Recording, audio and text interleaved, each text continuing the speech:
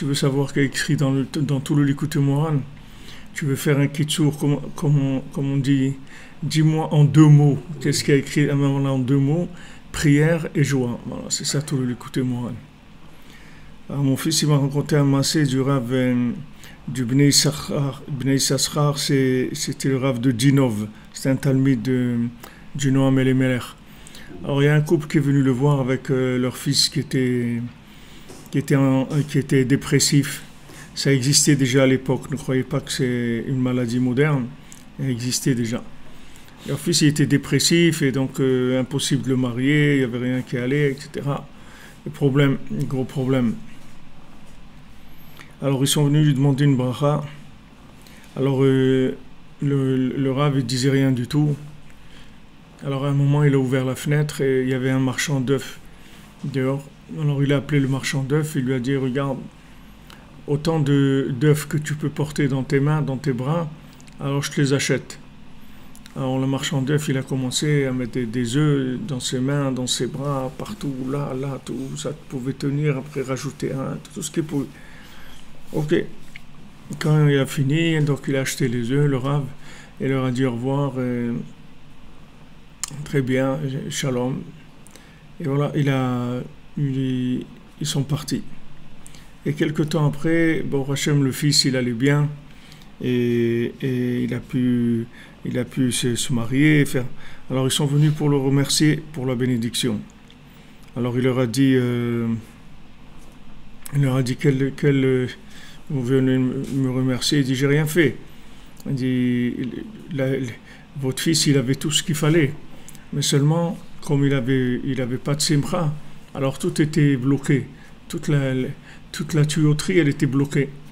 Donc ça n'arrivait pas, ce qu'il devait recevoir, ça n'arrivait pas. Maintenant, quand j'ai fait le truc avec les œufs et tout, c'est pour le faire rire un petit peu, pour le détendre un petit peu.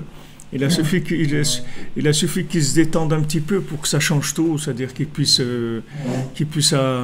recevoir la bracha. En fait, cette bracha, elle était déjà là, seulement il fallait juste la mettre en place. C'est tout ce qui manquait. Il recevait ce qu'il devait recevoir. Donc on voit l'importance de la simcha et que Mamash c'est ce qui permet de se battre contre Amalek, c'est-à-dire dans tout ce qui nous embête, tout ce qui nous bloque dans tout ce qu'on veut faire. En fait, c'est parce qu'on n'a pas de simcha. On n'arrive pas à avoir de la simcha. C'est vrai que c'est très difficile d'avoir de la simcha.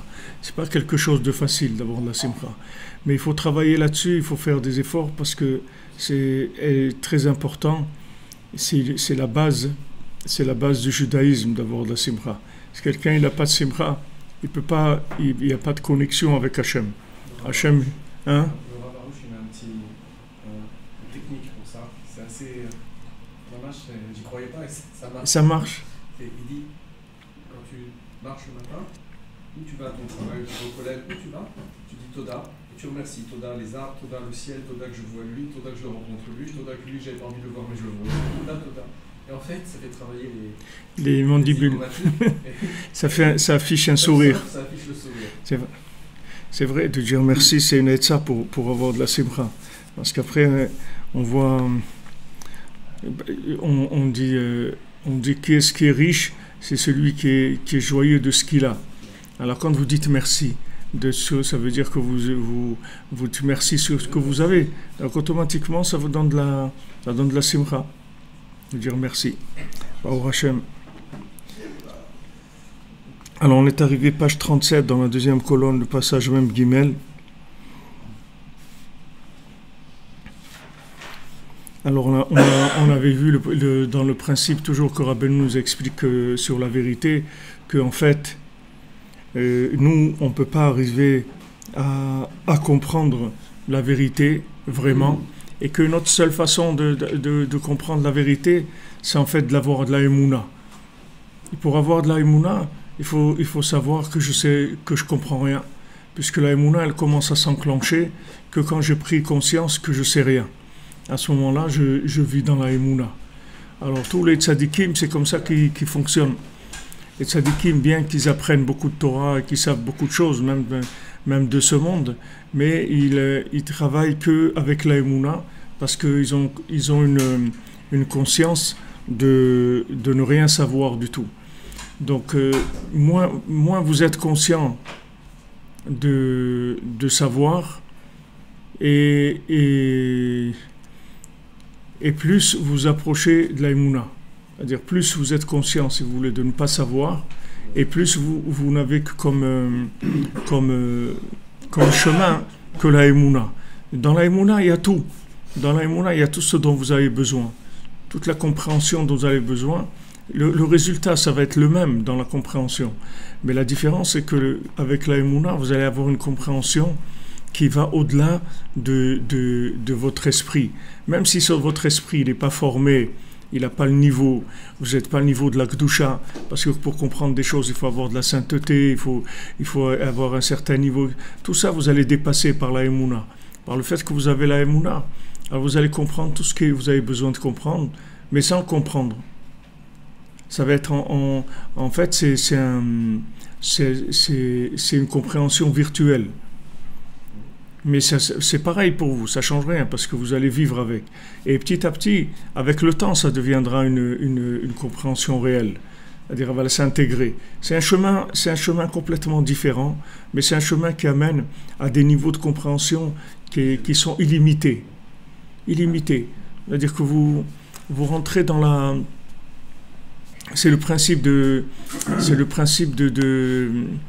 si vous voulez, de comprendre par l'inclusion, pas par la compréhension. Parce que normalement, comprendre, ça veut dire maîtriser la chose. C'est ça, la comprendre. La maîtriser, je comprends, je sais comment ça marche, etc. Mais ici, c'est complètement à l'envers. C'est comprendre en s'incluant, comme la terre d'Israël. Elle mange ses habitants. C'est comme ça qu'on devient...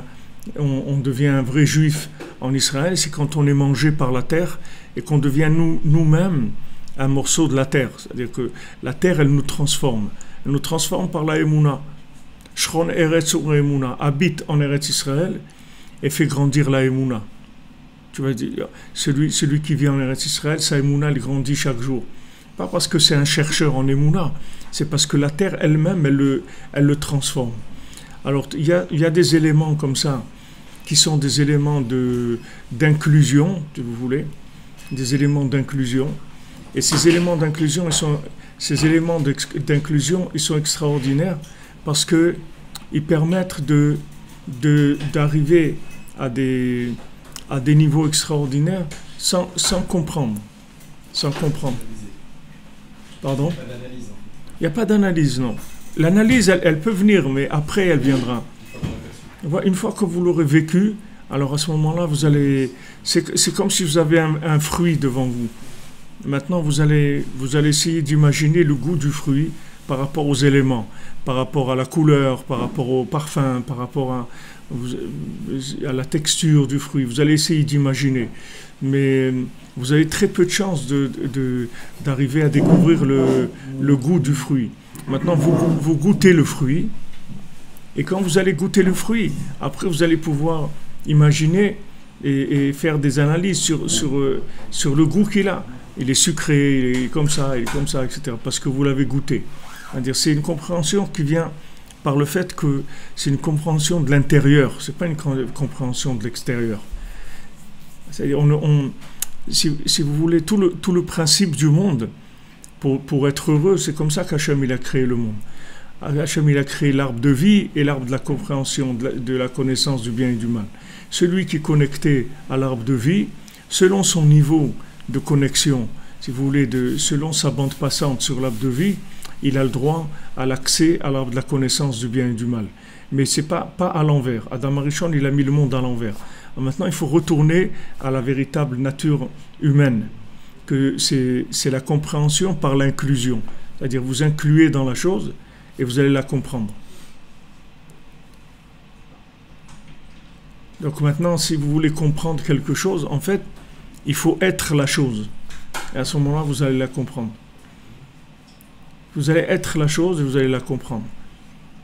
Quand vous allez vivre en Eretz Israël, vous allez devenir une partie d'Eretz Israël. Et c'est comme ça que vous allez la comprendre. Quand vous allez être marié, vous allez vous unir, vous allez devenir Echad. C'est comme ça que vous allez vous comprendre. Mais si vous essayez de vous comprendre que chacun il garde ses distances, et à distance, vous ne pouvez pas vous comprendre. Comprendre, il faut être Echad. Il faut devenir la chose, à ce moment-là, on peut comprendre. De quelle façon ça s'enseigne? Pardon? De quelle façon ça s'enseigne? Ça s'enseigne. Ça s'enseigne. Quoi? Ben voilà, je vous l'enseigne. Voilà. Voilà. Je pense par exemple à ce qu'il y a dans le Kedarim ou dans les yeshivot. Pas vraiment ce qu'on perçoit. Mais c'est normal, c'est que c'est pas ce qu'on perçoit, parce que le monde il est à l'envers. On perçoit autre chose. Mais si vous voulez, la technique elle n'est pas difficile. Je vous l'ai dit, la technique elle est très facile. Il faut faire aimer la chose. Quand vous aimez la chose, vous devenez la chose. En fait, aimer l'autre, c'est devenir l'autre. Aimer l'autre, c'est on devient l'autre. C'est-à-dire, vous ou l'autre, c'est la même chose. Ça ne change rien. C'est-à-dire qu'est-ce que c'est? Ve'ahavta l'eracha kamocha. Tu aimeras ton prochain comme toi-même. Parce que ton prochain, si tu l'aimes, c'est toi-même. Et la première personne avec qui on doit faire sa mitzvah dans la halakha, c'est son épouse. Dans la halakha, la première personne avec qui on doit être mekayem ça, que tu aimeras ton prochain comme toi-même, c'est son épouse. C'est-à-dire en fait, si vous voulez comprendre quelqu'un, il faut que vous deveniez ce quelqu'un-là. C'est l'empathie, c'est-à-dire mais totale, c'est-à-dire il faut que complètement devenir l'autre. Et à ce moment-là, vous allez le comprendre. Mais sinon, vous ne pouvez pas le comprendre. Alors la vérité, elle est comme ça. La vérité, d'abord, il faut la vivre. Il faut l'aimer. Il faut la vivre. Et après, vous allez comprendre pourquoi c'est ça la vérité. Mais ce n'est pas ça qui va définir votre engagement. C'est-à-dire votre engagement, il va se faire sur la confiance. Seulement quand vous allez connaître la vérité après avec d'une façon analytique, alors vous allez avoir vous allez connaître avec beaucoup plus de raffinement, beaucoup plus de profondeur, etc. Mais le schéma du monde, ça a toujours été de vivre la chose et ensuite de la comprendre. Toujours Hachem, il a fait comme ça. Donc si vous voulez comprendre la vérité de la Torah, il faut vous engager. Et quand vous voyez que vous ne comprenez pas, c'est que vous n'êtes pas assez engagé, c'est tout. Donc c'est normal, si vous êtes touriste dans un pays, vous ne pouvez pas comprendre comment ça marche. Venez vivre, vous allez comprendre comment ça marche. Mais si vous êtes touriste, vous ne comprenez pas. Mais c'est même le contraire, puisque Hachem il a dit aux Meraglim, quand ils ont voulu visiter Eretz Israël, pour faire, comme on dit, un voyage d'études. Ils voulaient faire un voyage d'études pour voir s'ils montent en Israël. On va voir si la terre d'Israël est digne de les recevoir. Donc nous allons faire un voyage d'études pour voyons voir cette terre-là, si elle nous convient, si elle est digne que nous puissions venir habiter sur cette terre. Alors Hachem, il a dit à Moshe, tu vas voir que je vais faire, vous allez vous tromper. Vous allez voir tout à l'envers. C'est-à-dire tout ce qui est extraordinaire, tu vas le voir à l'envers. Pourquoi? Parce que c'est pas comme ça qu'on monte en Eretz Israël. On monte en Eretz Israël par un débordement d'amour, un amour insupportable. C'est comme ça qu'on monte en Eretz Israël. Et à ce moment-là, tu vas voir ce que c'est Eretz Israël, comme le mariage. Si tu te maries parce qu'il y a un héritage ou il y a un intérêt quelconque et tout, il n'y a aucune chance que ça marche. Hein? S'il y a ça aussi, ça viendra avec, mais c'est pas ça qui m'a motivé. Le mariage, ça veut dire que maintenant, on se rencontre et voilà, on arrive à un moment où on veut devenir echad, on veut devenir un. C'est ça qui nous a motivés. Tout le reste après, ce sont des détails. Mais la chose qui nous a motivés, c'est ça. Or là, toute la vérité, c'est comme ça qu'on la découvre. La vérité, on la découvre parce qu'on l'aime et parce qu'on devient cette vérité-là. Une fois qu'on est devenu, alors on la comprend. Alors les tzadikim, ils font très attention justement de ne pas stocker de la connaissance, de manière à ce que cette connaissance, elle ne soit pas un obstacle pour la découverte d'une nouvelle connaissance qui doit venir par un engagement plus grand, c'est-à-dire au niveau de la émouna, au niveau de l'amour, plus grand, toujours plus grand. Il faut que ça augmente tout le temps. Parce que plus l'amour va augmenter, et plus je vais comprendre la chose, puisque je vais devenir la chose. Alors je vais la comprendre beaucoup mieux. Donc c'est impossible de faire des analyses de touristes dans la vie. Il faut de l'engagement. Même les couples, quand c'est devenu dans le monde la mode des gens qui vivent maritalement comme ça, ils ne se marient pas, ils essayent comme ça. Mais on ne peut pas essayer. Ce n'est pas quelque chose qu'on peut essayer. On ne peut pas essayer d'être marié. On est marié, on n'est pas marié, mais on ne peut pas essayer. On ne peut pas essayer de vivre le mariage sans être marié. On ne peut pas vivre en Eretz Israël en essayant. On va essayer. Si tu as laissé, tu as laissé. Mais ce n'est pas comme si tu t'es engagé, ce n'est pas la même chose. Alors les tzadikim font très attention à ça, tout le temps de se débarrasser de leur vérité, de la compréhension de la vérité. Parce qu'en fait, par rapport à ce qu'on a étudié avant, dès que vous avez une vérité qui est stockée, il y a les anges qui s'emparent de cette vérité et qui commencent à la manipuler. En vous disant, par rapport à cette vérité, ça c'est pas bien, ça vaut rien, celui-là il est comme ça, l'autre il est comme ça, etc. Par rapport à cette vérité qui est stockée. Alors que si vous jetez votre vérité tout le temps, ils peuvent pas s'emparer de la vérité, et donc vous êtes toujours connecté sur la vie, vous n'êtes pas connecté sur l'analyse. Parce que l'analyse sans la vie, c'est la mort. L'arbre de la connaissance de bien et du mal. Sans l'arbre de vie, c'est la mort. Mais si vous avez la connexion à l'arbre de vie, alors vous avez le droit de rentrer dans de l'analytique. Mais de l'analytique toujours sur une base d'éléments qui ont été acquis par la émouna, pas par la compréhension. Et là, vous pouvez essayer de comprendre, mais toujours par rapport à la émouna. Sinon, ça ne s'ouvrira pas. Alors, c'est un des klalim, je vous ai dit plusieurs fois, c'est un des klalim, une des clés, si vous voulez, d'étude du Likutei Moharan, une des clés qui donne Rav Ben Nachman dans l'étude du Likutei Moharan, c'est le principe de Moshe Mashiach. C'est-à-dire que si maintenant vous avez la Emouna, que Rabbi Nachman, c'est la Neshama de Moshe Rabbeinu de façon complète, c'est-à-dire qu'il a toutes les... en fait, Moshe Rabbeinu, il est venu 5 fois dans le monde. Il est venu en tant que Moshe, il est venu en tant que Rabbi Shimon Bar Yochai, il est venu en tant que Arizal, il est venu en tant que Baal Shem Tov, et en tant que Rabbeinu, qui s'appelle Shlemut Nishmat Moshe, c'est-à-dire c'est la Neshama de Moshe Rabbeinu, mais qui est venu de façon parfaite. C'est-à-dire que c'est le plus grand niveau d'incompréhension qui ait jamais existé dans le monde. Donc ce niveau d'incompréhension, il fait découvrir la miséricorde totale d'Hachem, qui est en fait le résultat de l'amour. C'est-à-dire quand vous aimez Hachem, vous allez découvrir qu'il vous aime complètement. C'est-à-dire plus vous allez l'aimer, et plus vous allez voir que lui, il vous aime. Mais si maintenant vous allez avec un calcul, alors vous allez tomber sur les anges. C'est les anges qui prennent le pilotage, et ces anges-là, ils ne sont pas très sympathiques. Ils ont beaucoup d'accusations. Comment est-ce qu'il a pu passer par le Baal Shem Tov et ensuite arriver chez Rabbi Nachman, sachant que Rabbi Nachman a connu le Baal Shem Tov? Ça ne veut rien dire, ça. Ça ne veut rien dire. Pourquoi? Tu peux connaître... Ça peut que être le bigoul à chaque fois. Pourquoi? On peut récupérer la Neshama comme ça en claquant des doigts. Pourquoi? Qu'est-ce que ça veut dire claquant des doigts? C'est pas claquant des doigts. De toute façon, ils ne sont pas connus. Hein? Il n'y a pas de question, parce qu'ils ne sont pas connus.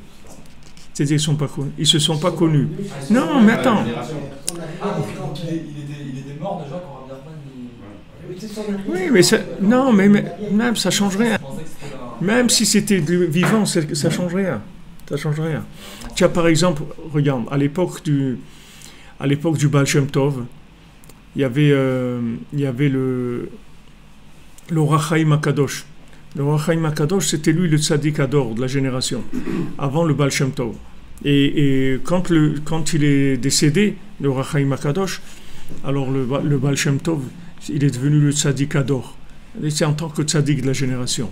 Ici, en tant que Neshama, c'est très possible que la personne, elle soit vivante, parce que la shlemut, si tu veux, la perfection de cette âme-là, c'est toute la partie qui va manquer de cette âme-là.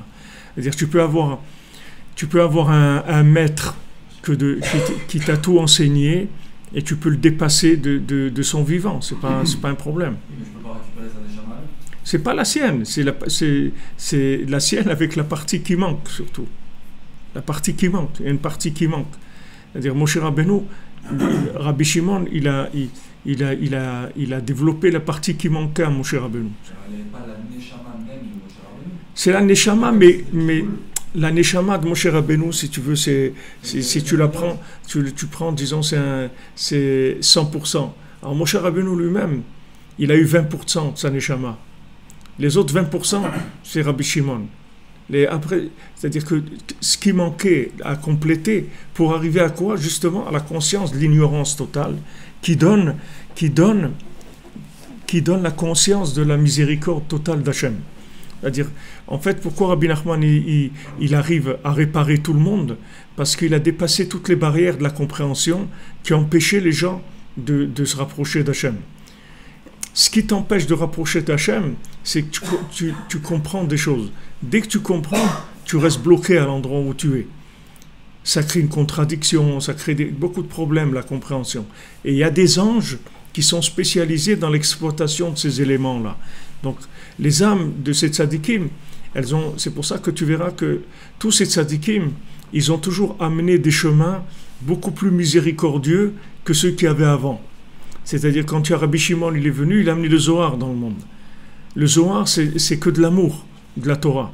Vous voyez que c'est vraiment le Zohar, il vous dit waouh, comment c'est extraordinaire ça, heureux celui qui étudie, heureux celui qui est attaché à la Torah, combien de choses merveilleuses il fait dans le monde, heureux celui parce que c'est que de l'amour, c'est-à-dire c'est du marketing avec de l'amour, c'est pas du marketing avec de la rigueur. Et en fait, chacun, le Harizal, le Baal Shem Tov, il a dit je suis venu déchirer le méchant érudit. C'est-à-dire celui qui est devenu érudit, et ça l'a rendu méchant. C'est-à-dire la connaissance qui rend exclusif.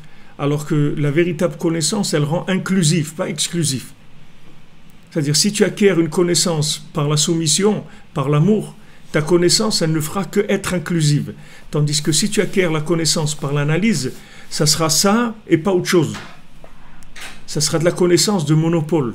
Ça ne sera pas de la connaissance d'inclusion. Comment est-ce qu'on peut faire pour être simple, pour réfléchir simple, il faut que tu mettes ton cœur dans ce que tu fais, c'est tout. Il faut que tu cherches il faut que tu cherches la bande passante, il faut que tu cherches l'onde, si tu veux. Comment on appelle ça? Hein? Il faut chercher, mais Rabbi Nachman il dit avec ta bouche et ton cœur, tu cherches. Tu cherches avec ta bouche et ton cœur. Quand on étudie la Torah, on a forcément une analyse derrière. Non, tu crois comme ça. Mais essaye de capter dans la Torah. Laisse la Torah te parler. Ne la manipule pas. Laisse-la te parler. Et tu vas voir que tu vas l'aimer. Laisse la Torah venir vers toi.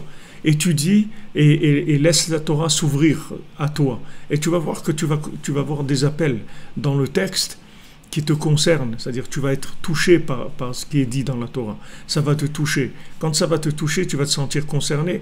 Ça va te créer un lien avec la Torah. Ce lien-là, c'est lui qui va t'amener à la connaissance infinie, en fait. Parce que quand tu aimes, après tu arrives à une connaissance qui n'a pas de limite. La limite qu'il y a, c'est que le corps, et après, on dépasse ça. C'est-à-dire que comme Rabbi Nachman qui est parti à 38 ans, parce qu'il ne pouvait plus comprendre autre chose dans son corps. Il fallait qu'il laisse le corps pour continuer à avancer. Mais cette méthode-là, c'est une méthode au contraire. Quand tu vas étudier, tu vas comprendre tout. Et tu vas pas avoir de difficulté. Par exemple, quand tu vas étudier à trouver une question qu'il a posé Tosfot ou un Rishon ou un truc, tu vas avoir une question, pour toi ça va être simple, tu dis mais pourquoi et après tu vas voir, ah ouais, Tosfot il a posé cette question, mais c'est normal parce que lui aussi fonctionne comme ça. Tu vas rentrer dans, si tu veux, à l'intérieur de la Torah. Tandis que quand tu fais de l'analyse en restant à l'extérieur et en essayant d'analyser le texte de l'extérieur, le texte il va être plat, il va pas être parlant. Il va pas être parlant, il va être fonctionnel, mais il va pas être parlant. Comme un individu. Si un individu, tu l'aimes, il va sortir ce qu'il est. Mais si tu as un rapport avec lui de fonctionnel, si tu vas à l'épicerie par exemple, tu viens, tu passes à la caisse, tu lui donnes ton truc, tu fais le ticket de caisse, tu payes, tu t'en vas, au revoir, truc et tout. S'il y a un petit sourire, un petit mot comme ça,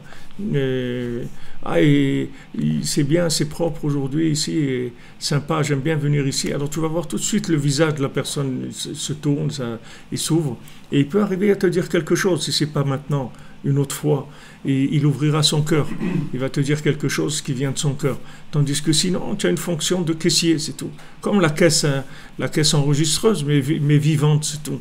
C'est-à-dire, il tape et trucs, tu donnes l'argent, tu fais des trucs, c'est tout. Et c'est ce qu'ils ont voulu faire avec l'industrialisation, si tu veux, le truc de Charlie Chaplin, là, qui fait comme ça avec les... Hein? C'est-à-dire, cette image-là, c'est ça. C'est-à-dire, il n'y a pas de cœur. Hein? Les temps modernes. Voilà. Les temps modernes, c'est ça. C'est-à-dire, il n'y a plus de cœur, on est des fonctions, c'est tout. On est des fonctions. Et ça a été les premiers, les plus forts qui sont là-dedans, c'est Esav, c'est l'Amérique. Le Rav Besançon, que lui c'est un artiste, c'est un peintre. Alors quand une fois il peignait pour un Américain qui commandait des tableaux chez lui, alors il devait, je sais pas, il avait un contrat pour faire un tableau par semaine, ou je sais pas quel. Alors à un moment, il n'a pas, pendant quelques semaines, il n'a pas envoyé des tableaux. Alors l'Américain, il a appelé, il a dit mais j'ai pas reçu de tableau et tout. Alors il a dit il y a un manque d'inspiration en ce moment, je suis pas. Alors il comprenait pas, il a dit mais alors il essayait de lui expliquer, il a dit un artiste, vous savez. Alors il lui a dit un artiste c'est quelqu'un qui produit de l'art. C'est ça un artiste. Parce qu'un Américain il peut pas comprendre. Il peut pas comprendre qu'il y a autre chose qu'un hamburger et qu'une bouteille de coca et un truc. Bouteille de coca, il y en a une autre derrière, et une autre derrière, et une autre, et ça sort. Ça s'arrête pas. Ça doit pas s'arrêter. Si ça s'arrête, c'est qu'il y a un problème technique. Donc il fallait régler le problème technique. Mais que quelqu'un, il ralentisse, ou il accélère, parce qu'il aime, ça n'existe pas. Ça n'existe pas. C'est-à-dire, on a une étiquette de fonctionnaire, on est une fonction en fait. Chaque individu c'est une fonction. Il a la valeur de ce qu'il peut produire. Comme dans le Baal Tefila, vous allez voir, si vous faites le compte du Baal Tefila, vous allez voir cette chose-là sous tous les angles. Et le pire qu'il y a, c'est l'argent. C'est-à-dire que on arrive à un moment où l'individu il n'a de valeur que par rapport à l'argent qu'il est arrivé à avoir dans ce monde. Puisque celui qui a beaucoup d'argent, ça veut dire qu'il a beaucoup réussi dans le fonctionnement. C'est un très grand fonctionnaire. Et celui qui a pas beaucoup d'argent, c'est un pauvre type, c'est tout. Parce qu'il n'a pas réussi dans la rentabilité, dans le fonctionnement. Puisque time is money. Donc s'il n'a pas fait beaucoup d'argent, ça veut dire que c'est un paresseux. Il n'a pas su exploiter le temps. Alors les images des gens qui ont réussi, c'est des gens qui ont su exploiter le temps. Donc, comme je vous ai dit, quand vous voyez quelqu'un comme Steve Jobs qui arrive, qui vous dit, voilà, je suis une image de la réussite de Esav, mais sachez que je me suis planté complètement dans ma vie, les gens, ils ne veulent même pas entendre ça, ils ne peuvent même pas entendre ça. C'est-à-dire, c'est bien qu'il ait dit ça, mais en général, c'est des messages qui concernent les gens qui le savent déjà. Mais les gens qui ne le savent pas, c'est pas pour ça que la boîte elle a fermé, que celui qui l'a remplacé et il s'est dit bon alors si c'est ça son dernier message, allons vers la vérité, puisque lui-même qui a réussi. En général, ces bonhommes-là, quand ils arrivent à ce niveau-là, ils sont assez lucides. Ils arrivent même à prendre du recul par rapport à ce qu'ils ont. Oui, mais si vous fonctionnez avec le principe de la Emouna, que vous voyez quelqu'un que d'après les critères il a réussi, d'accord. Il a réussi, c'est l'une des boîtes qui a le plus réussi dans le monde, d'accord. Lui, il vous dit lui-même qu'il s'est planté, que c'est pas ça la vie. Donc ça y est, ça suffit. Donc normalement, Apple elle doit fermer, et après Winsoft doit fermer, et l'autre trouver une autre façon de le faire, mais pas de cette façon-là. Pas d'arriver à chercher tout le temps la fortune. Changer, faire un autre système qui soit le contraire, c'est-à-dire que utiliser ça comme fonctionnement, mais que la vie, ça soit autre chose, mais pas devenir un fonctionnaire. La chose, elle vous a été donnée pour vous permettre de fonctionner. Et maintenant, les gens ils sont devenus eux-mêmes des fonctionnaires. Au lieu qu'il utilise la chose pour fonctionner, pour passer à autre chose, alors il est devenu lui-même un fonctionnaire. Comme celui qui a une voiture, il a une voiture, mais maintenant, sa voiture, il faut qu'il la nettoie, tout le temps, qu'il la lave, qu'il s'occupe, qu'il vérifie, qu'il regarde. Il passe des heures et des heures tous les jours pour bichonner sa voiture. Mais la voiture, elle a été donnée pour qu'il roule, c'est tout. Il ne va pas devenir un mécanicien et un truc et tout. Ça y est, elle ne marche pas, il donne ce qui s'est arrangé et il continue, il roule, il l'utilise pour ce qu'il a besoin. Mais le problème, c'est que quand quelqu'un vient de la connaissance, il va vers la connaissance du bien et du mal. Lui-même, il devient fonctionnaire de la fonction. Alors que normalement, il devait être le vivant qui utilise la fonction. Parce qu'il a besoin de 5 fonctions pour vivre. Mais il a besoin pour vivre, mais ce n'est pas devenir fonctionnaire. S'il devient fonctionnaire, ça y est, il est devenu l'esclave de la chose qui devait le servir, c'est lui qui la sert maintenant. Donc c'est à l'envers. Pourquoi c'est ça? C'est pas bien d'apprendre, de tout apprendre. C'est-à-dire de tout apprendre. De savoir tout faire. Tu peux savoir tout, il n'y a pas de problème. Ici, on ne parle pas de limite dans la compréhension, on parle juste d'approche. Qu'est-ce qu'elle représente, la compréhension? Comment elle doit être abordée? C'est pas que je vous l'ai dit plusieurs fois, c'est au contraire, avec cette méthode-là, tu vas comprendre des choses extraordinaires. Rabbeinu dit que celui qui étudie l'écoute Moharan, il peut devenir un Baal Moach Gadol. Vous pourrez acquérir un cerveau extraordinaire. Mais ce cerveau, il aurait été fabriqué par le cœur. Parce que le cœur, il va vous faire découvrir des choses. Comme le Chokhmat Lev du Mishkan. C'est-à-dire, les gens, ils venaient travailler au Mishkan, ils mettaient leur cœur. Ils voulaient construire le Mishkan. Ils voulaient faire plaisir à Hachem. Donc ça leur permettait de se connecter et de télécharger le métier qu'ils allaient faire. Ça n'existait pas université de formation pour travailleurs du Mishkan. Il n'y avait pas. Il n'y a personne qui apprenait comment on fait. Personne n'apprenait. Juste les gens, ils avaient Netivut Lev. C'est-à-dire ils voulaient vraiment faire cette chose-là. C'est-à-dire vraiment construire le Mishkan, avoir une part au fonctionnement du Mishkan, à la construction du Mishkan. Donc ils venaient et leur bon vouloir, le fait qu'ils voulaient, le fait qu'ils aimaient, ça leur permet de découvrir le métier sans passer par une université. Il n'y a pas besoin. La seule université qu'il faut, c'est l'université du cœur, c'est tout. C'est la seule université qu'il faut développer. L'université du cœur, comment on fait pour avoir un cœur, c'est tout. C'est la seule chose qu'il faut apprendre pour celui qui n'en a pas, ou celui que son cœur est trop faible pour lui donner la compréhension dont il a besoin. Mais si tu as le cœur, tu vas tout découvrir. Tu vas voir, par exemple, même si tu verras ça, que toi-même, ça t'est arrivé dans ta vie plusieurs fois. C'est-à-dire, par exemple, tu vas faire une chose pour la première fois et tu vas la réussir la première fois. Pourquoi? Parce que c'est tellement nouveau et tu aimes tellement la chose, tu veux tellement la réussir que tu vas voir que tu vas la réussir. Mais après, quand tu vas commencer à devenir un professionnel, un fonctionnaire, là, ça va devenir plus difficile. Parce que tu vas rentrer sur le côté fonctionnaire. Mais si tu restes sur le côté d'aimer, tu vas voir que ça marche tout le temps. Tout ce que tu vas faire, tu vas le réussir tout le temps. Et c'est ça les artistes en fait. Un artisan, c'est un artiste, c'est la même chose. Mais si un artisan, il devient un but ou truc Castorama, alors c'est terminé. C'est-à-dire que c'est des planches, trucs, Ikea, trucs et tout ça, il n'y a plus de c'est fini. Mais si le gars, c'est normalement un artisan, c'est un artiste, c'est la même chose. Un artisan, bien qu'un artisan, c'est pas, il fait une table, des chaises, une armoire et tout, mais jamais il va vous faire 2 armoires les mêmes ou 2 tables les mêmes, parce que il a fait avec son cœur, il met son cœur dans ce qu'il fait. Donc c'est que, hein, voilà, c'est-à-dire c'est sûr. C'est-à-dire leur travail. Et comment ça s'appelle en Lachon HaKodesh, un métier d'artisan s'appelle Umanut. Parce que c'est à la Emouna, c'est le cœur, c'est tout. Quelqu'un qui connaît son métier, c'est quelqu'un qui l'aime. Si tu l'aimes, tu vas connaître ton métier. Si tu l'aimes pas, même ce qu'on va t'apprendre, tu vas pas le retenir. Tu vas apprendre techniquement des trucs, tes leçons, tu vas les répéter, mais tu vas pas pouvoir faire, tu vas faire ton travail comme un fonctionnaire. D'ailleurs, vous voyez cette sensation que vous avez sur le fonctionnariat. Si vous ne savez pas ce que c'est, dommage que vous n'avez pas connu l'URSS avant la, comment ils appellent ça, perestroïka, je ne sais pas comment ils appellent ça, avant que les années 89 où ça s'est ouvert, vous aurez vu ce que s'appelle le fonctionnariat. Et en Israël, il y a beaucoup ça aussi, parce qu'ils ont beaucoup importé de Russie.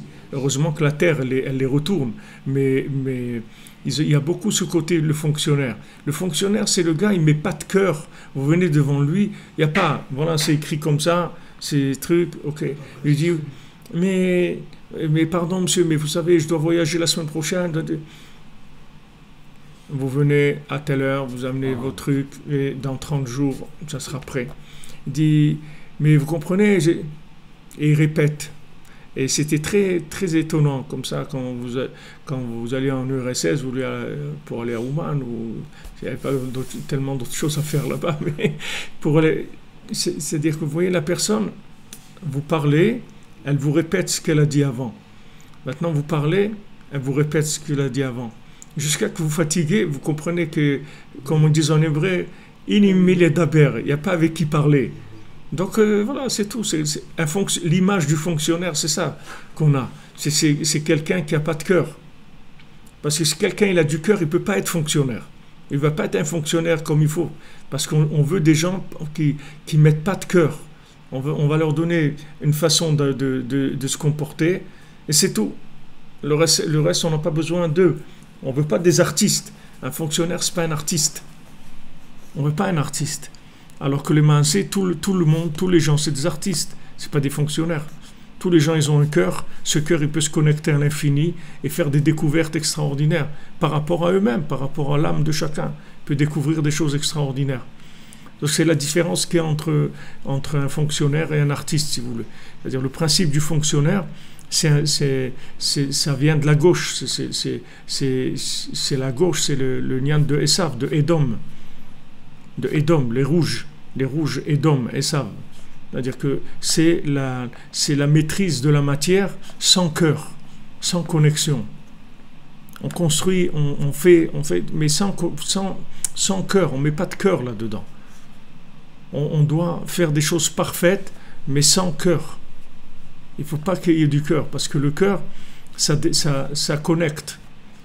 Le cœur, ça fait tout de suite rêver. Les gens qui ont du cœur, tout de suite, ils sont accusés de rêveurs. Mais mon ami, vous rêvez là. Vous croyez que vous allez réussir en rêvant? C'est pas en rêvant il faut vous réveiller. Le temps passe, il faut vous réveiller, mon ami. Et tu sais pas que les gens, ils veulent pas te laisser découvrir qu'avec le cœur, tu vas avancer 100 fois plus que tous les gens qui sont passés par le fonctionnariat. C'est comme si tu donnes à quelqu'un Google et quelqu'un il n'a pas Google. Maintenant tu lui poses 20 questions. Tu lui poses 20 questions. Et l'autre il a Google. Qu'est-ce qu'il fait? Il a besoin que le temps d'écrire la question dans Google et de taper recherche. Et c'est tout. Il a 2000 questions, 2000 réponses, 20 000, 30 000, 200 000 réponses. Voilà, il vient, il va dire waouh, mais comment vous avez fait? Viens, c'est toi aussi, tu peux faire. C'est pas difficile. Mais l'autre qui va essayer de répondre aux questions, ça va être très très difficile pour lui. Et il risque de se tromper aussi. C'est ce qu'il va nous dire ici aussi Rabbi Nathan, c'est qu'il peut se planter complètement avec son système analytique. C'est au moins, même s'il tournait à la vitesse d'un escargot, mais au moins si chaque pas il le faisait vers la vérité, au moins ça serait ça. Mais il peut se planter complètement avec ce système-là. Au mieux, il sera comme les autres. Hein? Au mieux, il sera comme les autres. Au mieux, oui, ce sera un fonctionnaire, un duplicata. Parce qu'il n'y a pas d'inspiration. Avec le cœur, il y a l'inspiration, alors que l'autre, on a l'autre, il va devenir un... De toute façon, il sera comme les autres. Ouais. Au mieux. Au mieux, s'il réussit. Au début début de la Torah numéro 4 dans l'Écoute Moharan, j'ai étudié Shabbat, j'ai vu. À un moment, il ramène une Mara Psachim, page 50. Il ramène le pasuk qu'on dit des fois dans la Tfila. Ouais. Il y aura un jour où Hachem sera un et son nom sera un. Ouais. Et tout de suite, il y a, je ne sais pas c'est qui dans la Gemara qui a demandé, mais la Gemara à l'object a dit quoi? Alors aujourd'hui, Hachem il n'est pas un. Et j'ai remarqué plusieurs fois dans la Gemara, quand j'étudiais à la Yeshiva, des fois Tosfot, des fois Rashi, des fois la Gemara elle-même, il y a des questions comme ça qui paraissent, ça paraît simple, on dirait que nous on les a pas vues en fait. Est-ce que c'est ça parce que eux ils ont enlevé leur analyse alors ils voient tout de suite? Ouais. C'est ça? Ouais. Des fois quand dans la Gemara il y a un truc où on se dit mais mince on le dit tous les jours et on s'est pas rendu compte qu'en fait eux tout de suite ils ont amené une question ou une réponse quoi qui paraît simple mais en même temps une grande chorma que nous on n'a pas on dirait. Ouais, tout à fait, parce que c'est parce que eux ils sont dans un niveau de connexion avec la chose. C'est ce que tu appelles branchés dans le monde, les gens qui sont branchés. Tu vois? Quand quelqu'un est branché, tu vois tout de suite qu'il a un niveau, si tu veux, d'inspiration, de connaissance de la chose, qui dépasse tout de suite tous les gens parce que c'est les gens branchés. Il y a des gens qui sont branchés ça, des gens qui sont branchés ça. Et ces gens-là, ils connaissent des choses que tu ne pourras jamais découvrir dans un livre. Parce que celui qui a écrit le livre, avec sa tête, le fonctionnaire, jamais il a découvert ces choses-là. Mais celui qui est branché, c'est-à-dire qui vit la chose, il va te donner des connaissances qui sont des connaissances qu'il a découvertes avec son cœur et qui sont très très profondes dans la chose elle-même. Mais ma question en fait c'est comment faire pour en arriver à nous quand on étudie, par exemple si je prends un livre, une Maran, écouter Maran, un Chumash, pour en arriver à avoir une façon de... C'est bizarre de dire, alors, pas d'analyser, mais d'étudier en ayant un esprit un peu comme eux. Je ne dis pas qu'on peut avoir l'esprit des gens qui avaient dans la Gemara, mais parce qu'on dirait que c'est simple, mais qu'il y a une chorma dedans, en fait. C'est ce que je t'explique, c'est ce que je lui ai répondu, c'est d'être branché, c'est tout. Il faut que tu pries, avant d'étudier, il faut que tu pries, parce qu'il faut que tu te branches.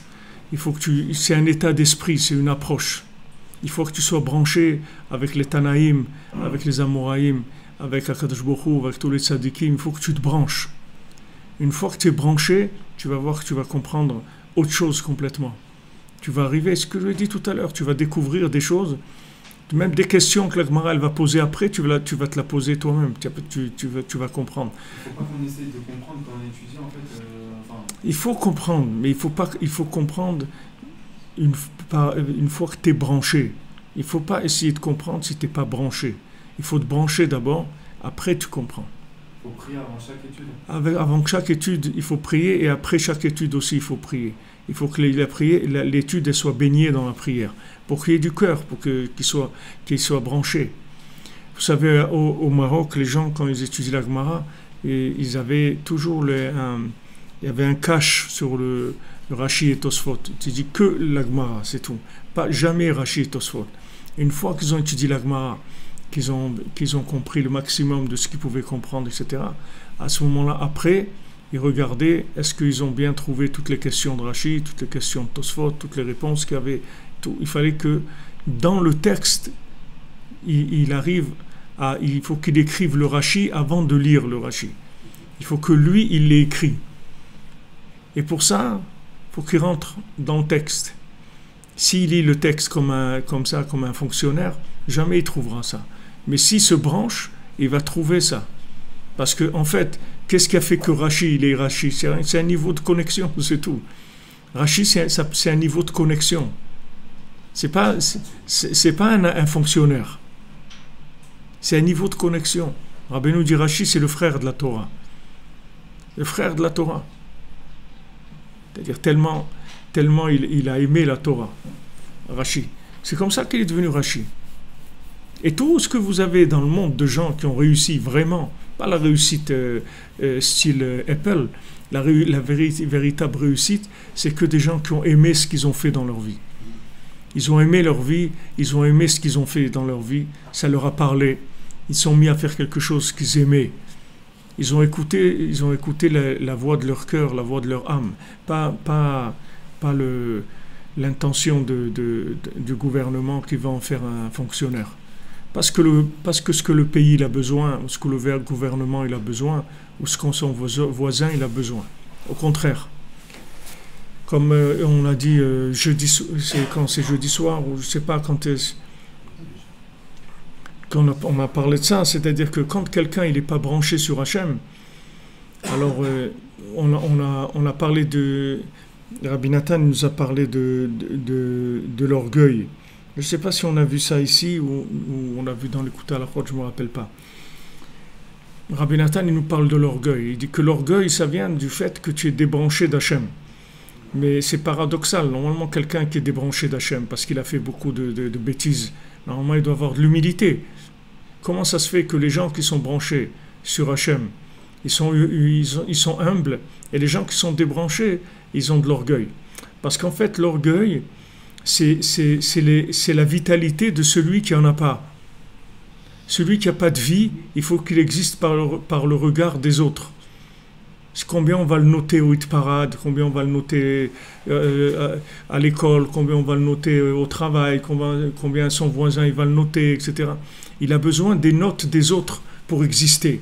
Mais celui qui est branché, il n'a pas besoin des notes des autres, il vit déjà. Qu'on le note, qu'on lui mette 20 ou 0, ça ne change rien pour lui. Lui, il existe. Pardon. Lui, il existe de par lui-même. Que les autres ils pensent de lui ce qu'ils veulent, ça ne change rien du tout pour lui. Ça ne change rien. Que ça plaise à l'autre, ça ne lui plaise pas, ça ne change rien. Regarde combien d'artistes, leur musique, leur tableau, ce qu'ils ont fait, ça a pris de la valeur après qu'ils soient morts. Par contre, ils étaient vivants. Parce que même quand ils étaient vivants, il n'y a personne parmi les fonctionnaires qui pouvait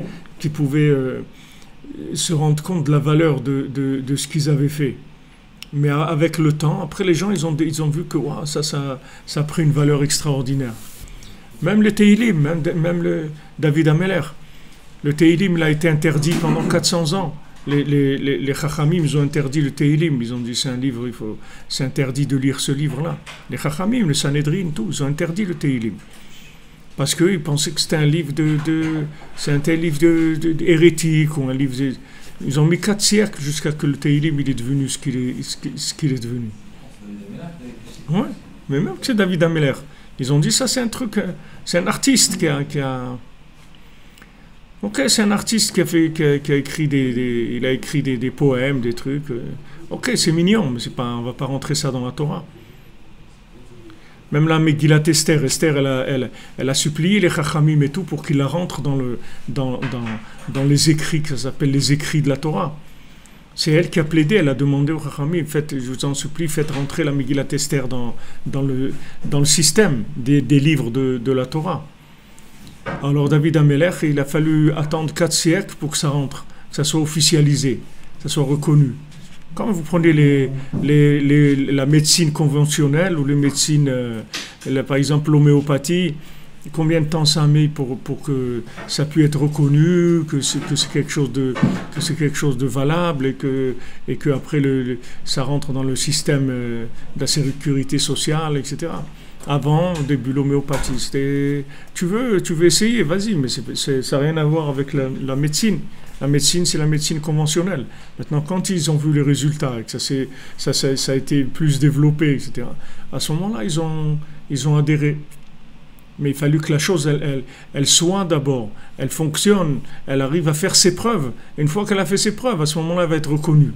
Mais le gars qui a travaillé là-dessus, au départ, c'est pas un fonctionnaire, c'est un révolutionnaire. On peut même le tuer, le bonhomme qui veut faire l'homéopathie, qui a voulu faire l'homéopathie. Parce qu'il vient, en fait, attaquer la médecine conventionnelle. Il peut être même en danger. Mais comme la personne, elle y croit, elle croit, c'est son truc. Alors, elle rentre dedans, elle le développe, elle le fait, etc. Jusqu'à ce qu'après, la chose, elle devienne après acceptée par le monde des fonctionnaires.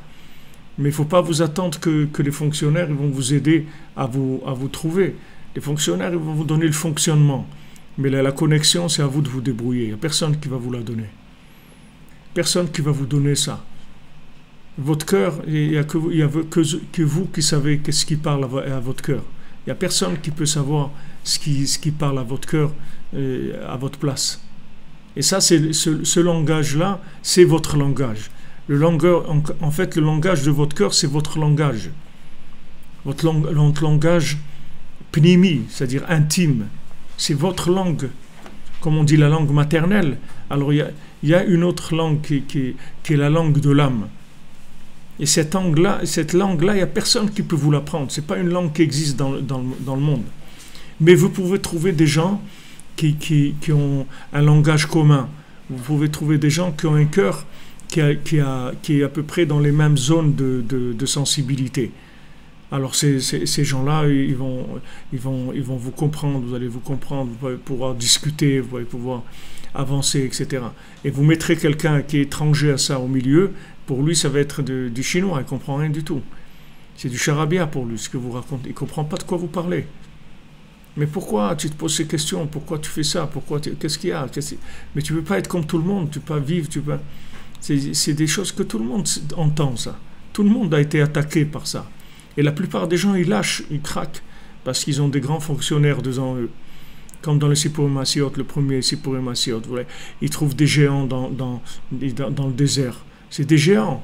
Ce n'est pas des petits bonhommes de quartier, c'est des géants, des fonctionnaires de géants. C'est-à-dire, c'est eux qui dirigent tous les animaux, tous les oiseaux, tous les vents. Donc, c'est des gens qui sont installés, qui ont un pouvoir. C'est des gens, c'est des géants.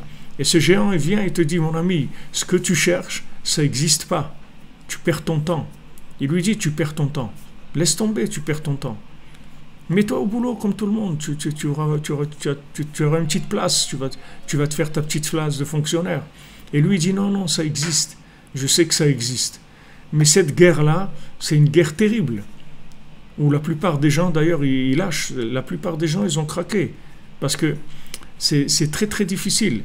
Comment tu veux vivre en porte-à-faux par rapport au monde, à ta famille, à des gens, à des professeurs, à des trucs, des gens qui sont installés, des gens qui ont de l'expérience, qui te disent, voilà, ce que tu cherches, une montagne en or, un château en pierre précieuse, ça n'existe pas.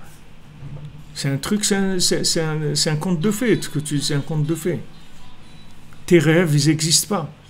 Alors que tes rêves, ils existent. Et ils vont exister. Ils vont exister. À condition que tu y crois. Tu peux croire à quelque chose qui n'existe pas encore. Et puis tu peux croire que ça existe alors que ça n'existe pas encore. Et toi, tu es sûr que ça existe.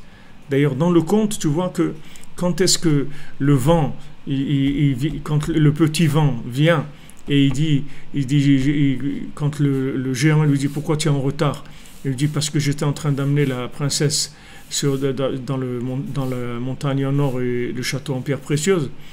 Vous voyez que quand lui il va la chercher, c'est au moment où il est prêt à la trouver qu'elle va là-bas. C'est-à-dire que la chose, elle se fait au moment où lui il va la trouver, mais avant elle n'était pas là-bas. C'est-à-dire quand eux lui ont dit ça n'existe pas, ils avaient raison. Ils avaient raison. Parce que eux, c'est les géants, c'est les anges de la vérité. C'est-à-dire, ce que tu cherches là, mon ami, ça n'existe pas. Mais ils ne savent pas une chose, c'est qu'avec mon cœur, je peux créer quelque chose qui n'existe pas. Parce qu'avec mon cœur, Hachem, il peut me faire quelque chose, même si ça n'existe pas. Parce que je sais tellement que moi, c'est cette chose-là, que cette chose-là, elle va se créer justement grâce à mon cœur. C'est-à-dire que quand tu as un cœur qui est branché, alors ta parole, elle peut devenir créatrice. Tu peux arriver à créer quelque chose qui n'existe pas. Il y a eu des choses qui ont été créées pour des moments, comme vous voyez dans le Mishkan, quand vous voyez comment ça s'appelle, Tayash, je crois que ça s'appelle. Alors c'est un animal qui a été créé, Tachash, il a été créé que pour le Mishkan, c'est tout. Après, il a disparu. Parce qu'il avait besoin de faire des tentures avec sa peau au moment du Mishkan. Puis après, ça y est, c'est un animal qui n'a existé que pour ça. Donc au moment du Mishkan, il a été créé pour ça. Donc si toi, tu as besoin de faire quelque chose, que ton cœur il est branché, et que tu as besoin de faire quelque chose, et que tu parles avec Hachem, Hachem, il va te créer la chose, même si elle n'existe pas. C'est-à-dire, si ta conviction, est grande, la conviction de ton cœur, c'est-à-dire que tu es sûr que cette chose-là, c'est ce qu'il faut faire, tu es convaincu que c'est ça, alors tu vas voir que cette chose-là, tu vas la créer, même si elle n'existe pas. Même un individu, tu peux le changer complètement si tu l'aimes. Si tu l'aimes, tu peux transformer quelqu'un complètement. Rien que parce que tu l'aimes, c'est tout. Tu peux le transformer complètement. Il peut devenir quelqu'un d'autre complètement. Changer tout. Tout son comportement, toute sa façon d'être, tout ce qu'il a en lui qui est tordu d'abord, qui n'est pas développé. Tu peux le développer, tu peux le redresser, tout, rien que parce que tu l'aimes. Parce que quand tu l'aimes, en fait, tu le redessines, l'individu. Avec l'amour, tu peux redessiner un individu, complètement. Et tu vas voir des gens qui sont comme... même des enfants, vous voyez ça. Le Rabbeinu, il dit qu'il faut faire attention aux enfants, de leur donner de la simra, il faut les réjouir, les rendre joyeux. Tu vas voir des enfants, ils sont comme recroquevillés sur eux-mêmes, comme ça, ils sont pliés sur eux-mêmes. Maintenant, tu viens, tu commences à rigoler avec eux, tu leur donnes un bonbon, tu danses, tu les chatouilles, tu joues avec eux. Tu vas voir après, ils s'épanouissent comme une fleur, tu vois, qui s'ouvre comme ça. Comme la fleur, elle est fermée, après elle s'ouvre. Et là, tu vois toute la couleur, toute la splendeur de la fleur. Un individu, c'est la même chose. Un individu, si tu l'aimes, il s'épanouit. Si tu l'aimes pas, il est fermé sur lui-même. Lui, il le sait même pas. Lui, il le sait même pas parce qu'il vit comme ça. Il se rend même pas compte de ce qui se passe avec lui. Mais quelqu'un qui est pas aimé, il est recroquevillé sur lui-même. C'est-à-dire, il n'a que le côté fonction de lui-même. Il a que les fonctions qui marchent basiques chez lui. Mais il n'y a pas de développement, il n'y a pas d'inspiration, il n'y a pas de vie. Il fonctionne, c'est tout. Il faut mettre la Emouna en cette personne, que cette personne, elle peut être Bessimra, elle peut être heureuse, elle peut se développer. Ouais. En mettant la Emouna dans cette personne ou la Emouna dans telle chose ou tel objectif qu'on se donne, telle chose qu'on essaie de faire, que ça peut marcher en fait. Et la chose, elle marche. Elle devient. Ouais. Tu vas créer la chose. Okay. C'est ce qui s'est passé pour Elisha. Elisha, le Talmide de Eliyahu Hanavi, quand il est arrivé une fois dans un village où les enfants là-bas, ils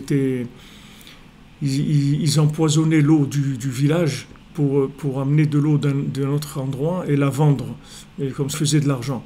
Alors quand Elisha il est arrivé dans le village, je ne sais pas ce qu'ils lui ont dit, voilà, on ne peut plus utiliser l'eau du village parce qu'elle est empoisonnée, on est obligé d'acheter l'eau qu'ils amènent d'un autre endroit.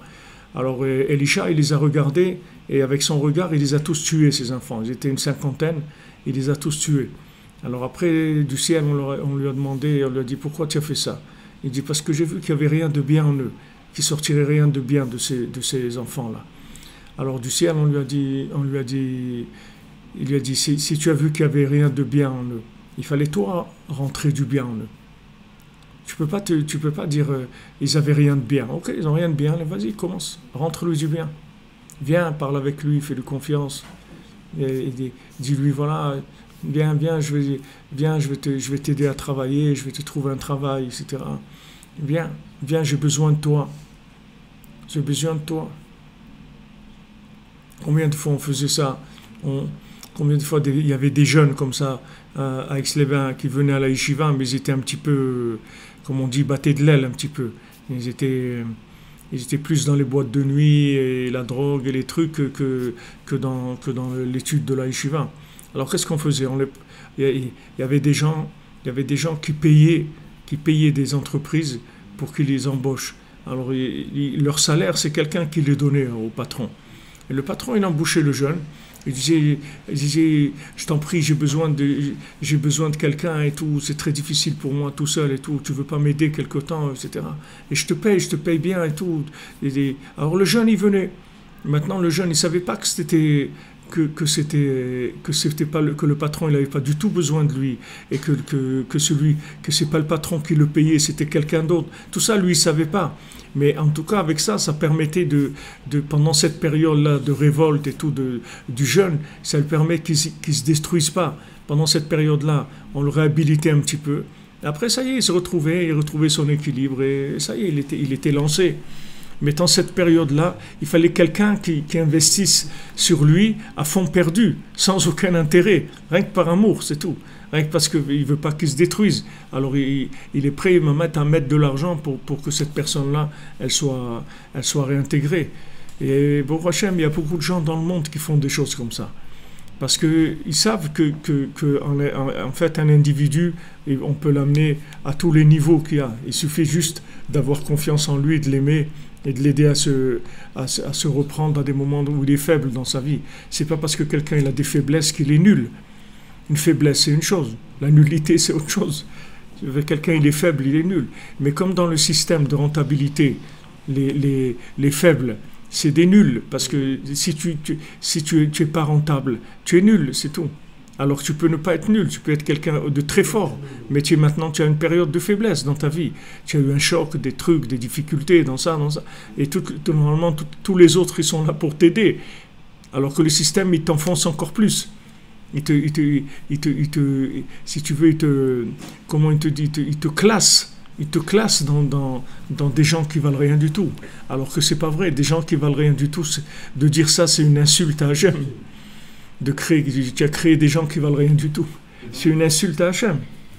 Dans l'étude, il faut avoir la kavana que quand on va étudier, on va comprendre quelque chose pour avoir des compréhensions alors. Ouais, tu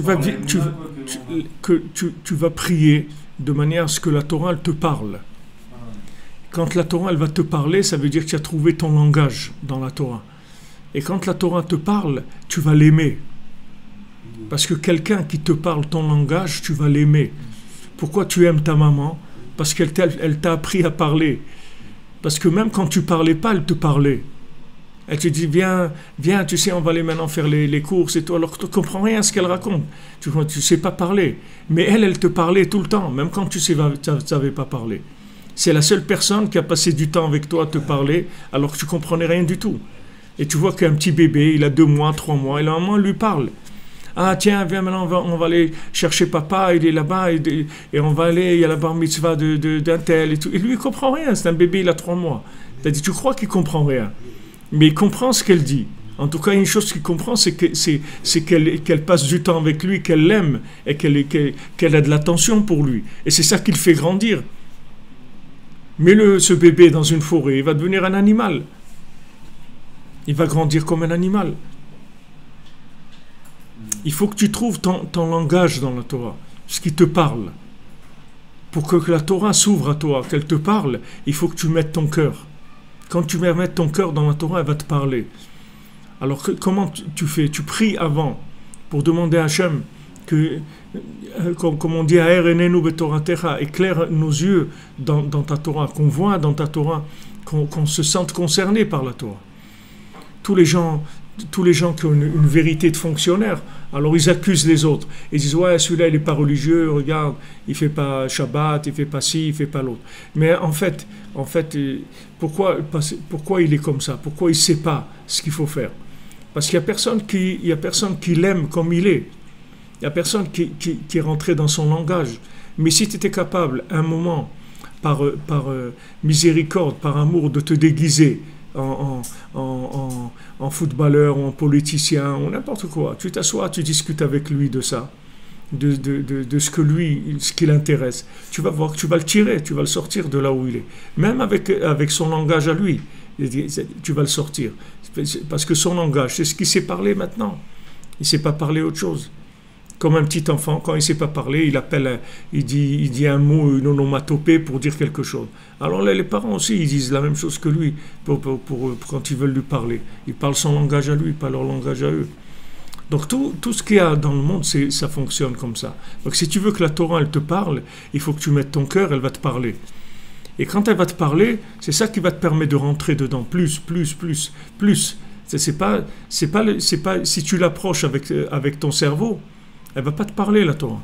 Tu vas faire comme un fonctionnaire. Tu vas classer des choses, tu vas prendre des idées, des notions, tu vas les classer, tu vas voir les rapports qu'il y a entre les choses, tout.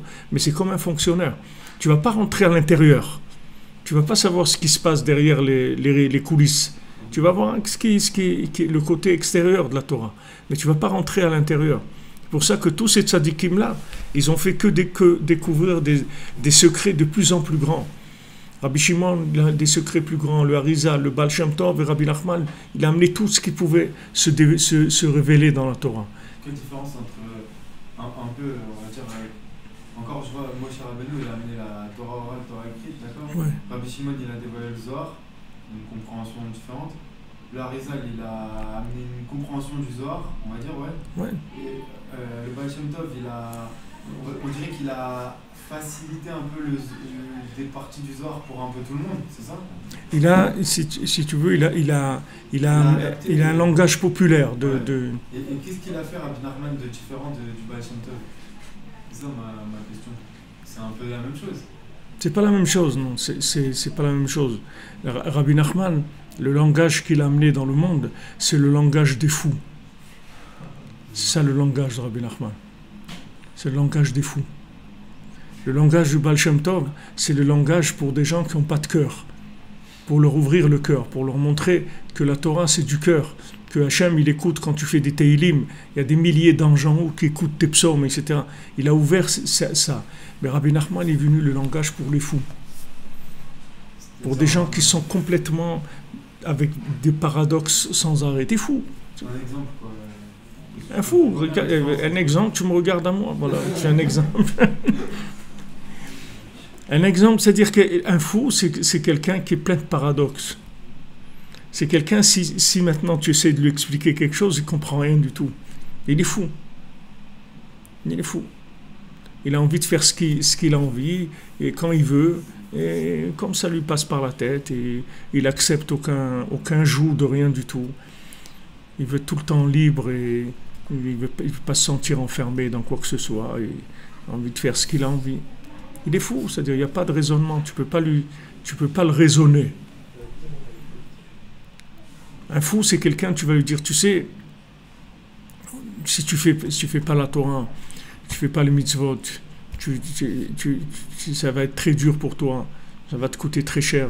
Voilà ce qui se passe au Gehinam, quand quelqu'un fait la Shonara, voilà ce qui se passe au Gehinam. Quand quelqu'un regarde des choses pas bien, voilà, on le prend les yeux, on le transperce avec des trucs et tout. Alors tu as compris, et le gars il se met à rigoler. Parce qu'il est fou. Il est fou, tu peux pas, c'est pas comme ça que tu peux lui parler. Il y a un langage des fous.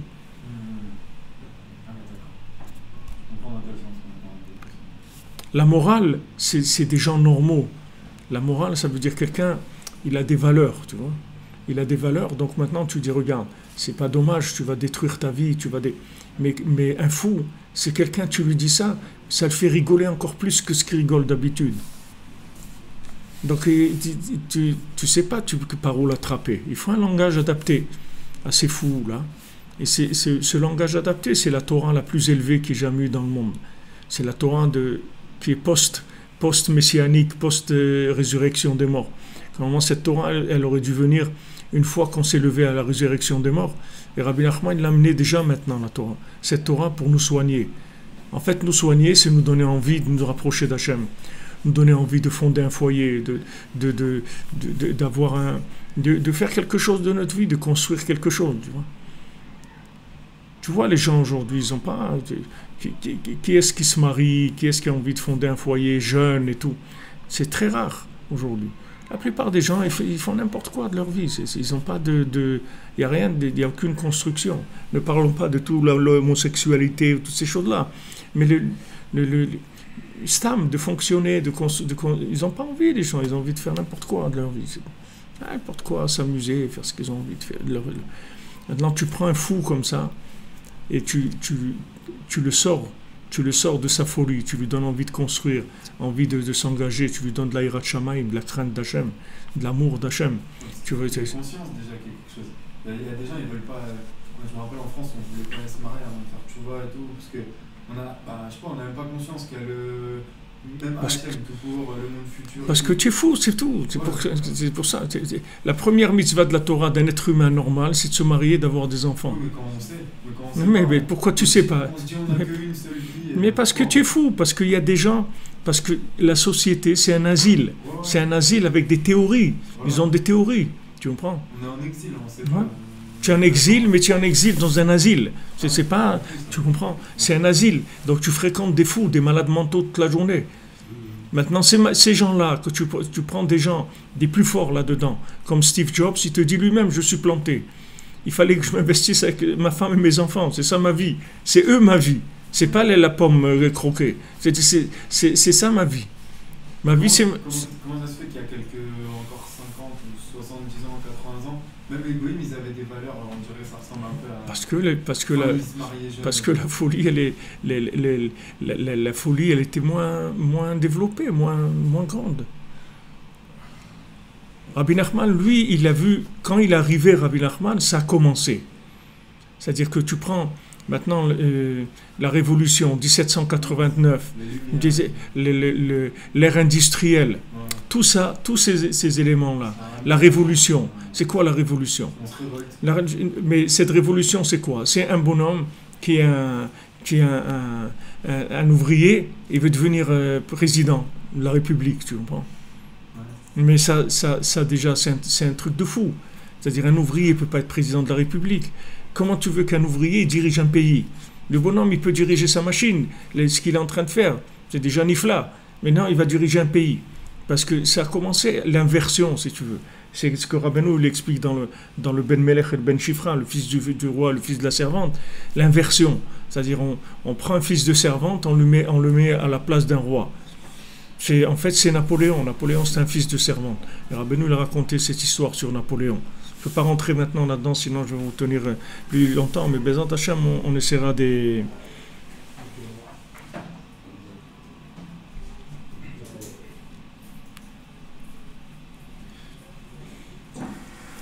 Alors, quelqu'un qui demande comment il doit faire pour avoir un travail, une situation, il doit faire un choix qui ne donne pas de la joie. Et pourtant, il faut qu'il ait de la joie. Alors, il faut que vous priez, que vous demandez à Hachem si c'est bien pour vous, cette chose-là. Est-ce que c'est bien pour vous, cette chose-là? Et si maintenant, vous n'avez pas le choix, vous êtes obligé de faire cette chose-là, alors ça veut dire que c'est bien pour vous. Et il faut que vous contentiez de ça, vous soyez joyeux de le faire, parce que c'est la volonté d'Hachem. Alors, vous demandez à Hachem, et maintenant, si vous n'avez pas d'autres possibilités, alors vous le faites, si c'est ça qu'Hachem vous présente. Alors vous le faites, c'est tout.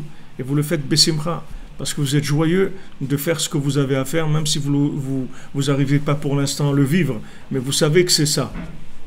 Be'atzlacha, Shavua Tov, que des bonnes nouvelles. Que Be'atzlacha, la refoua, pour tous ceux qui ont besoin de refoua, de la réussite.